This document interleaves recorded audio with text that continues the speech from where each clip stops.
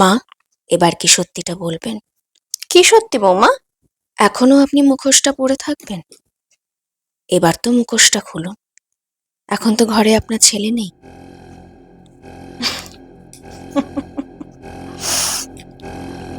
বেশ, এখন যখন আমার সত্যিটা তুমি জেনেই গেছো, তখন আর আমি তোমার সামনে মুখোশ পরে থাকবো না।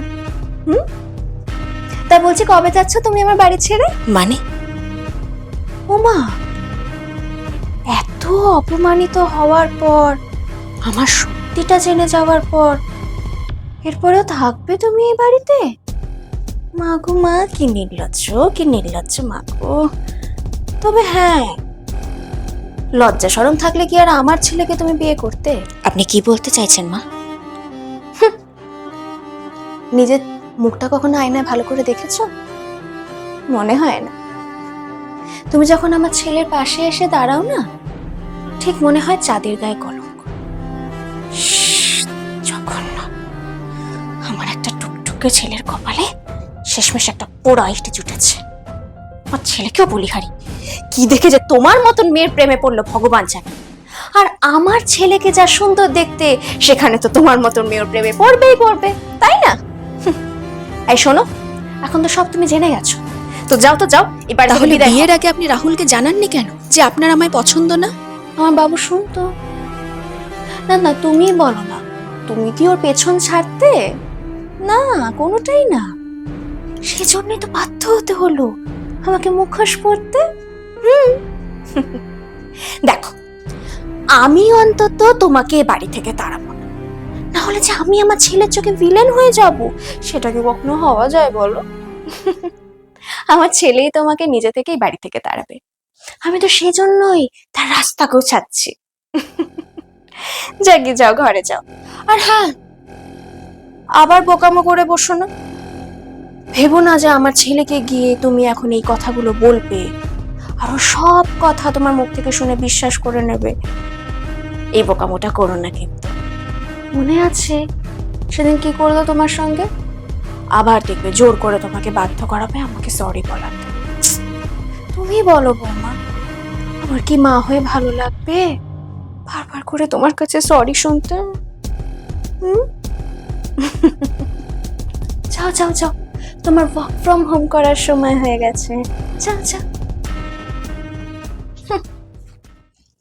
এই তো বাবা এসে গেছি। কি হলো, কি এত জোরে জোরে ডাকছিস কেন? কি হয়েছে? এসব কি মা? কি কি? না, তুমি বলো না, তুমি কি ওর পেছন ছাড়তে? না, কোনোটাই না। সেজন্যই তো বাধ্য হতে হলো আমাকে মুখোশ পরতে। দেখো, আমি অন্তত তোমাকে বাড়ি থেকে তাড়াবো না, না হলে যে আমি আমার ছেলের চোখে ভিলেন হয়ে যাব, সেটা কি কখনো হওয়া যায় বলো? আমার ছেলেই তোমাকে নিজে থেকেই বাড়ি থেকে তাড়াবে। আমি তো সেজন্যই তার রাস্তা গোছাচ্ছি। বাবু না, একদম না, একদম এগুলোকে কিন্তু বিশ্বাস করবি না। এগুলো সব ওই ওই এআই, এগুলো সব এআই এডিটিং। বৌমা, এত সাহস তোমার?